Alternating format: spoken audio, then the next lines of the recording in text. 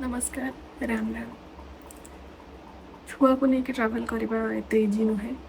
बड़ मैंने तो किसी भी एडजस्ट करदे केमी कि छुआ को लेकिन किसी रिस्क नहीं हेनी तो से सब प्रिपेरेसन करने को पड़ो प्री प्लान करने को पड़ो। तो सेमती आज मुझे रुद्रांश सब खाଇବା पैक करुँची सब रोस्ट करके लेकिन जाऊँगी। तो चलते देखा मतलब कौन कौन सब करके लेकिन जाऊँगी। मे भी आपको हेल्प हो बेबी सहित ट्रावेल करुवे।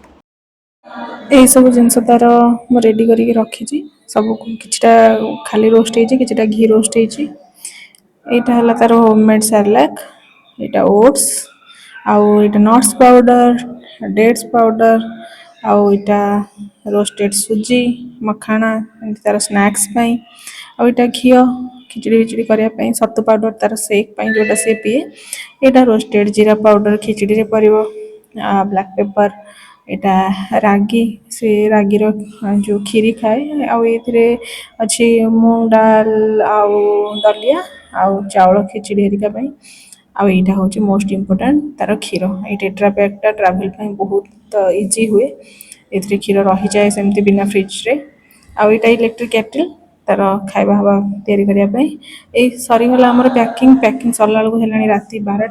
आज एति देखा नेक्स्ट वीडियो रे।